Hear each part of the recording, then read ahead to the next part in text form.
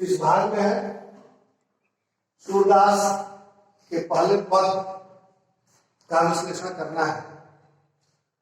पहला पद है, इस पद में गोपियां उद्धव जी पर व्यंग बाण बरसाती कहती हैं, हे उद्धव तुम हो अति बड़ा। उद्धव जी आप बड़े भाग्यशाली हैं।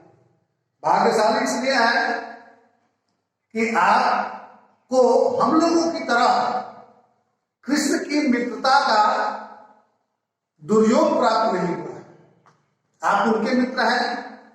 हम लोगों ने भी उनके अनुराग बंधन में बंधने का काम किया है, लेकिन हमें उसका दुष्परिणाम भोगना पड़ रहा है।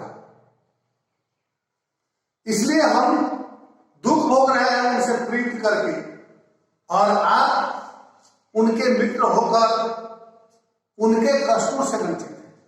तो निश्चित रूप से आप हम लोगों से अधिक भाग्यशाली हैं।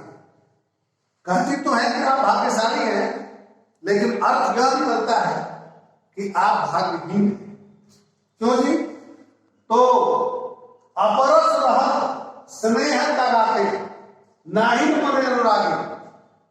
गोपियां कृष्ण के उद्धव के भाग्यशाली होने का कारण बताती हुई कहते हैं कि है उद्धव आप इसलिए भाग्यशाली हैं कि उनके साथ रहते हुए भी, आजीवन कृष्ण के साथ रहने का सौभाग्य प्राप्त होते हुए भी आपके हृदय प्रदेश में उनके प्रति अनुराग उत्पन्न नहीं हो सका। आप उनके प्रेमी नहीं बन सके। जिस प्रकार हम ब्रज की गोपियां उनके प्रेम में पागल हैं, पागल हो गई है। उनके बिना एक दिन एक पल बिताए नहीं दिखता। ये कष्ट आपको नहीं भोगना पड़ रहा है, इसलिए आप भाग्यशाली हैं। अपरस रहत स्नेह लगा, आप उनके प्रेम पास में बंद कर कष्ट नहीं भोग रहे हैं, इसलिए आप भाग्यशाली हैं कि आपने उनसे अनुराग नहीं किया। हम लोगों ने अनुराग किया तो उसका फल हम लोग भोग रहे हैं, हमें भोगना पड़ रहा है। उदाहरण देखिए, कहते हैं गोपियां पूरा ही पात्र रहत जल भीतर। जिस प्रकार कमल का पत्ता हमेशा पानी में रहता है, लेकिन ध्यान देंगे तो बात समझ में आएगी कि पानी में रहने के बाद भी कमल के पत्ते पर पानी का कोई दाग नहीं लगता। पानी का एक बूंद भी उस पर रुकता नहीं, एक बूंद भी ठहरती नहीं। इसलिए कहते हैं पुराई में पात्र रहत जल भीतर। जल उस पर ठहरता नहीं। पुराई का पत्ता पानी में ही रहता है, लेकिन पानी में रहने के बाद भी उस पर एक बूंद जल ठहरता नहीं। तारस में है न दाग, और न उसके ऊपर पानी का कोई दाग भी लगता है। तो जो जल माह में लगेगा, यह तो बात ठीक वैसी ही है जैसे तेल और पानी अविलेय है। तेल में पानी को डालिए या पानी को तेल में डालिए तो उसमें मिलता नहीं है, विलेय नहीं है, अलग अलग रहता है। ठीक उसी प्रकार आप उनके साथ रहकर भी उनके प्रेम पास में नहीं बन सकते। तो जो जल माह के रखी गागत बूंद न ताको लागी। जैसे पुराई का पत्ता जल में रहकर भी उससे बिल्कुल अलग थलग रहता है, जल तेल में पड़कर भी उसमें विलय नहीं होता, बिल्कुल अलग थलग रहता है। ठीक उसी प्रकार आप भी, यानी उद्धव जी भी अब तक कृष्ण के साथ रहे तो हैं, लेकिन उनके ऊपर कृष्ण के अनुराग का कोई असर नहीं पड़ा। कृष्ण को समझने का काम उद्धव जी ने नहीं किया।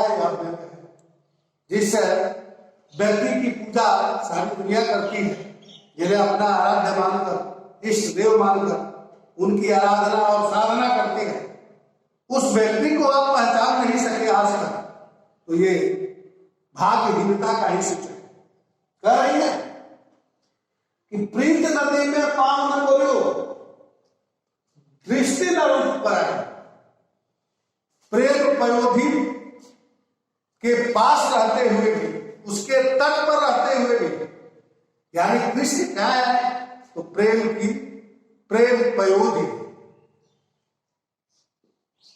और उनके तट पर रहते हुए भी कभी आपने कृष्ण के प्रेम पयोधि में, कृष्ण की प्रेम पयोधि में पांव तक नहीं रखा।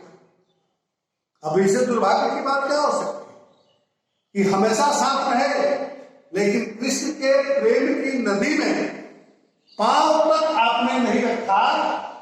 सूरदास ने बोला हम भोली, गोपियां कहती है हे उद्धव जी, आप तो कृष्ण से अलग थलग रह गए, लेकिन हम भोली भाली गोपियां कृष्ण के प्रेम पास में आबद्ध हो गई, उनके प्रेम पास में इस प्रकार पग गई कि उससे अलग नहीं हो सकती।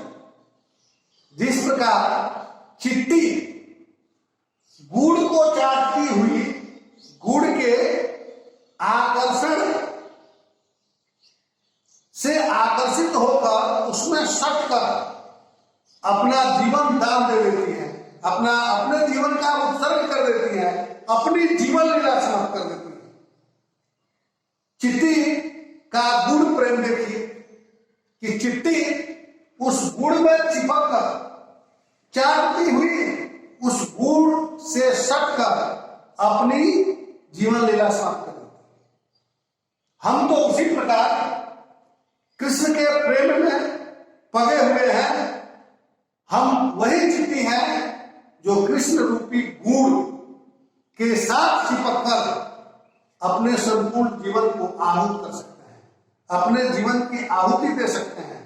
हम अपना सर्वस्व सहज समर्पित कर देते हैं, कर देंगे कृष्ण के चरणों में, लेकिन उनसे हम अलग नहीं हो सकते। धन्यवाद।